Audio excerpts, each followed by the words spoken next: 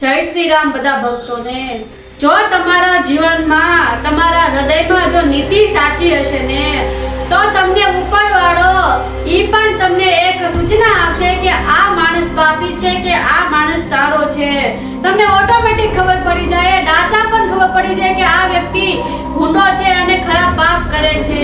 તો બધું એક્સેપ્ટ કરો, લેટ ગો કરો અને જે આવે છે એને આવવા દો અને જે જાય છે એને રાજી ખુશીથી જવા દો, કારણ કે તમારી સાથે એ જ રહેશે કે સાચો વ્યક્તિ હશે।